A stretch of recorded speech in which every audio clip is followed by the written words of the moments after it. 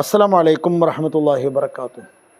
ഹിജ്റ 6-ാം വർഷം ഷഅബാൻ മാസത്തിലായിരുന്നു ബനു മുസ്തലഖ് യുദ്ധം എന്നാണ് വളരെ ആധികാരികമായ ചരിത്രങ്ങൾ പറയുന്നത്. ബനു മുസ്തലഖ് എന്ന് പറയുന്ന കുടുംബം, ആ കുടുംബത്തിൻ്റെ ഭാഗത്തിൽ നിന്നുണ്ടായ ഒരു തരം വെല്ലുവിളിയാണ് അതിൻ്റെ അടിസ്ഥാനം. അപ്പോൾ ബനു മുസ്തലഖ് ഗോത്രത്തിൻ്റെ നേതാവ് ഹാരിസ് ബിൻ അബൂ ലറാർ എന്ന് പറയുന്ന ഒരാളായിരുന്നു.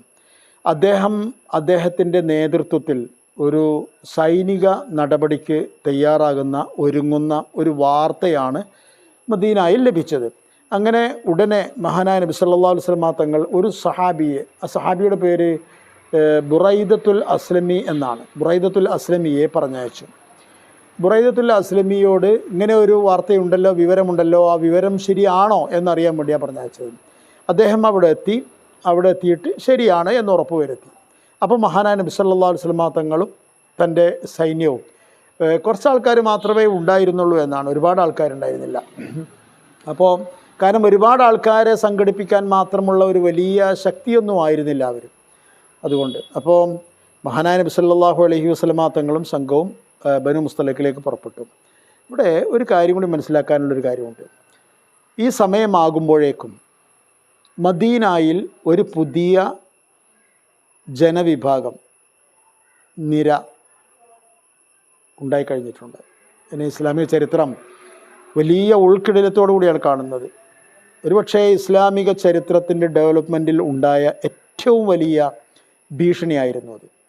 അത്താബൂറുൽ ഖാമിസ് എന്നാണ് അതിന് പ്രധാനപ്പെട്ട ചരിത്രകാരന്മാരൊക്കെ പറയുന്നത്. അത് മുനാഫിക്കുകളാണ്. നമ്മൾ നേരത്തെ അറിയാം, അതിൻ്റെ ഒരു ഉത്ഭവം നമുക്കറിയാം. മദീനയിലെ രാജാവാകാൻ പോവുകയായിരുന്ന അബ്ദുല്ലാഹിബിൻ ഉബയ്യ് ബിൻ സലൂൽ എന്ന് പറയുന്ന ആൾ, അയാളുടെ ശ്രമങ്ങളും മോഹങ്ങളും ഒക്കെ നബി സല്ലല്ലാഹു അലൈഹി വസല്ലം തങ്ങളുടെ വരവോടുകൂടെ വൃദ്ധാവിലായി. അപ്പോൾ അയാളുടെ ഉള്ളിലുള്ള പക, ആ പകയുടെ ആകത്തുകയായിരുന്നു മുനാഫിക്കാകുക എന്ന് പറഞ്ഞത്. മുനാഫിക്കായതെന്ന് പറഞ്ഞാൽ അദ്ദേഹം ബദർ കണ്ടു, ഉഹദ് കണ്ടു, അതുപോലെ അനുദിനം മദീനയിൽ മുസ്ലിമീങ്ങൾ വളരുന്നത്, ശക്തി പ്രാപിക്കുന്നത്, ഇതെല്ലാം കാണുകയാണല്ലോ അദ്ദേഹം. അപ്പോൾ അദ്ദേഹത്തിന് ഒരു കാര്യം മനസ്സിലായി, മുഹമ്മദിനെയും സല്ലല്ലാഹു അലൈഹി വസല്ലം അനുയായികളെയും ആദർശത്തെയും ഒന്നും ആയുധം കൊണ്ട് കീഴ്പ്പെടുത്തുന്നതിൽ അർത്ഥമില്ല, അതിന് കഴിയില്ല. കാരണം അതിനെല്ലാം അതിജയിക്കാൻ മാത്രമുള്ള എന്തോ ഒരു ശക്തി അവരുടെ ഒപ്പമുണ്ടെന്ന്. അതുകൊണ്ട് ഏറ്റവും നല്ലത് അനുനയത്തിൽ ഉള്ളിൽ കയറിക്കൂടലാണ്. ഉള്ളിൽ കയറിക്കൂടാൻ ഇസ്ലാം സ്വീകരിക്കണം. അങ്ങനെ അദ്ദേഹം പരസ്യമായി ഇസ്ലാം സ്വീകരിച്ചുകൊണ്ട് മുസ്ലിമായി തീർന്നപ്പോൾ പിന്നെ അദ്ദേഹത്തെ മാറ്റി നിർത്താൻ കഴിയില്ല, അദ്ദേഹത്തെ അകറ്റി നിർത്താൻ കഴിയില്ല. അദ്ദേഹം പള്ളിയിലേക്ക് വന്നാൽ, അദ്ദേഹം സദസ്സിലേക്ക് വന്നാൽ, യോഗങ്ങളിലേക്ക് വന്നാൽ ഒന്നും അദ്ദേഹത്തെ തടയാൻ കഴിയില്ലല്ലോ. കാരണം അദ്ദേഹം വൺ ഓഫ് ദ കമ്മ്യൂണിറ്റി ആണല്ലോ, സമൂഹത്തിലെ ഒരാളാണല്ലോ അദ്ദേഹം. അങ്ങനെ ഉള്ളിൽ കയറി നിന്ന് അദ്ദേഹത്തിൻ്റെ കുറേ ആൾക്കാരുണ്ടായിരുന്നു, അദ്ദേഹത്തിൻ്റെ അതേ മനസ്ഥിതിക്കാരായ കുറേ ആൾക്കാർ, അല്ലെങ്കിൽ അദ്ദേഹത്തോട് വിധേയത്വമുള്ള കടപ്പാടുള്ള കുറേ ആൾക്കാർ. അപ്പോൾ അവരൊക്കെ പാടെ കൂടിയിട്ടാണ് ഒരു സംഘമായി തീർന്ന്. ഇപ്പോൾ ഈ ഹിജ്റ 5-ാം വർഷം ആയപ്പോഴേക്കൊക്കെ, അതായത് അഹ്സാബ് യുദ്ധത്തിൻ്റെ പശ്ചാത്തലമായപ്പോഴേക്കൊക്കെ അവർ അങ്ങ് നിന്നിട്ടുണ്ട്. അതിന് മുമ്പ് ഉണ്ടായിട്ടുണ്ട്. ഉഹദിൽ നമ്മൾ പറഞ്ഞു, ഉഹദിലേക്ക് ഇറങ്ങിയ അവർ വഴിയിൽ വെച്ച് മടങ്ങി 300ഓളം ആൾക്കാർ. ആ 300ഓളം ആൾക്കാർ മുനാഫിക്കീങ്ങളായിരുന്നു എന്ന് പറയാൻ വയ്യ.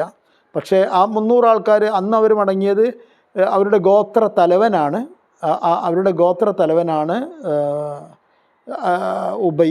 അബ്ദുല്ലാഹിബിൻ ഉബൈ ബിൻ സലൂൽ. അതുകൊണ്ട് അദ്ദേഹം പറഞ്ഞപ്പോൾ അവരെല്ലാവരും മടങ്ങിയതിനർത്ഥമുള്ളൂ, അല്ലാതെ അവരെല്ലാവരും മുനാഫിക്കീങ്ങളായിരുന്നു എന്നർത്ഥമല്ല. പക്ഷേ എങ്കിലും അതിൽ അപൂർവം ചില മുനാഫിക്കീങ്ങൾ, അബ്ദുല്ലാഹിബിൻ ഉബൈയിനോട് വലിയ വിധേയത്വം പുലർത്തുന്ന കുറേ ആൾക്കാർ തീർച്ചയായിട്ടും ഉണ്ടായിരുന്നു. അപ്പോൾ അവരൊക്കെ തന്നെയും പിന്നെയും ശക്തി പ്രാപിച്ചത് ഈ അഹ്സാബ് യുദ്ധം കഴിഞ്ഞതോടുകൂടിയാണ്. മാത്രമല്ല ഈ ജൂത കുടുംബങ്ങളിൽ പലരുമായും ഇവർക്ക് വലിയ അടുത്ത ബന്ധമുണ്ടായിരുന്നു, അല്ലെങ്കിൽ പൂർവ്വകാല ബന്ധമുണ്ടായിരുന്നു. അപ്പോൾ ആ ബന്ധം ഒക്കെ ശിഥിലായല്ലോ.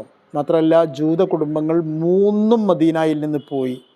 അഹ്സാബ് യുദ്ധത്തിനെ തുടർന്ന് ബനു ഖുറൈള കൂടി പോയതോടുകൂടെ അങ്ങനെയല്ലോ.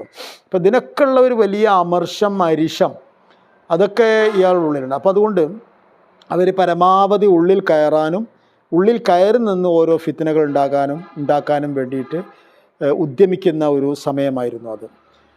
അതുകൊണ്ട് തന്നെ ബനു മുസ്തലഖിലേക്ക് നബി സ്വല്ലല്ലാഹു അലൈഹി വസല്ലം തങ്ങൾ യുദ്ധത്തിന് പോകുമ്പോൾ ഇവരും സേനയിൽ കയറിക്കൂടി. ഇവർ വരുമ്പോൾ ഇത് ഇസ്ലാമിക ജിഹാദാണല്ലോ, ഇവർ വരുമ്പോൾ ഇവരെ വേണ്ട എന്ന് പറയാൻ പറ്റൂല. അപ്പോൾ അബ്ദുല്ലാഹ് ഇബ്നു ഉബയ്യ് ഇബ്നു സലൂലിൻ്റെ സജീവമായ സാന്നിധ്യം ഉണ്ടായിരുന്നു. അയാളുടെ ചില അടുത്ത ആൾക്കാരും അയാളോടൊപ്പം ഉണ്ടായിരുന്നു. അപ്പോൾ ചരിത്രത്തിലാദ്യം മുനാഫിക്കുകൾ പങ്കെടുത്ത യുദ്ധമായിരുന്നു ബനു മുസ്തലഖ് യുദ്ധം. അതൊരു വളരെ പ്രധാനമായി നമ്മൾ നോട്ട് ചെയ്യേണ്ട ഒരു കാര്യമായിരുന്നു അത്.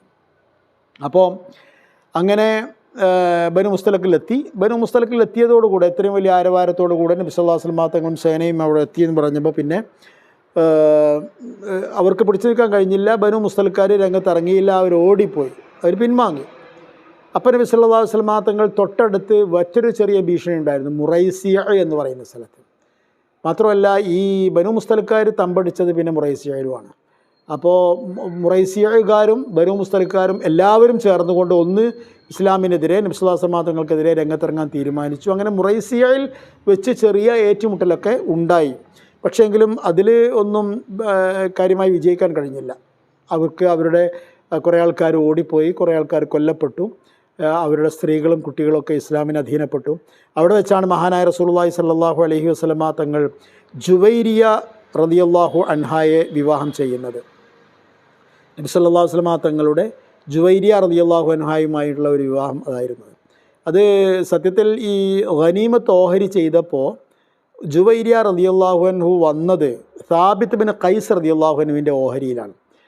അപ്പോൾ പക്ഷേ നബി സല്ലല്ലാഹു അലൈഹി വസല്ലമ തങ്ങൾക്ക് ജുവൈരിയ റളിയല്ലാഹു അൻഹയോട് താല്പര്യം തോന്നി. സ്വാഭാവികമായ താല്പര്യമാണല്ലോ അത്.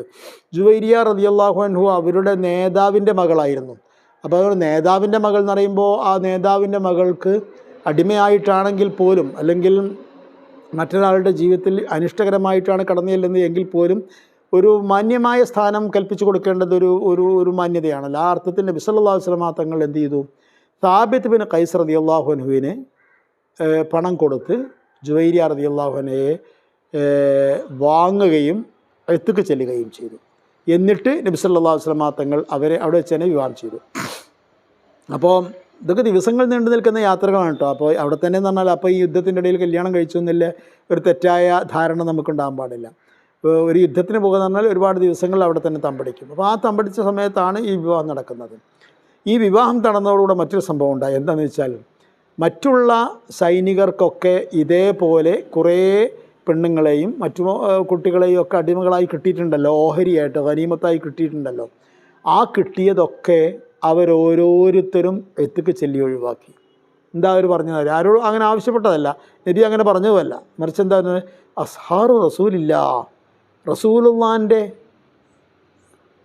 ബന്ധുക്കൾ, റസൂലുള്ളാൻ്റെ ഭാര്യ കുടുംബങ്ങൾ, അവരെ നമ്മൾ ഒരിക്കലും അടിമകളായി വെക്കാൻ പാടില്ല എന്ന് പറഞ്ഞ് അതുകൊണ്ട് തന്നെ എപ്പോഴും പറയാറുണ്ട്, ജുവൈരിയ റളിയല്ലാഹു അൻഹ നബി സല്ലല്ലാഹു അലൈഹി വസല്ലം തങ്ങളുടെ ഭാര്യമാരുടെ കൂട്ടത്തിൽ വലിയ ബർക്കത്തുള്ള ഒരു ഭാര്യ കൂടിയായിരുന്നു എന്ന് പറയാറുണ്ട്. കാരണം അവരുടെ കാരണത്താൽ അവരുടെ കുടുംബത്തിലെ മുഴുവൻ ആൾക്കാരും, പിടികൂടപ്പെട്ട മുഴുവൻ ആൾക്കാരും അവരെല്ലാം മോചിതരായി എന്നതാണ് അതിൻ്റെ ഒരു പ്രത്യേകത. അങ്ങനെ ആ യാത്രയിൽ മറ്റു ചില വലിയ സംഭവങ്ങൾ ഉണ്ടായി. അത് നമുക്ക് പറയാം. അത് പറയാൻ വേണ്ടിയാണ് സത്യത്തിൽ ബനു മുസ്തലഖ് യുദ്ധത്തെക്കുറിച്ച് നമ്മൾ പറയാൻ തുടങ്ങിയത്. ഇൻഷാ അല്ലാഹ്. അസ്സലാമു അലൈക്കും വറഹ്മത്തുള്ളാഹി വബറകാതുഹു.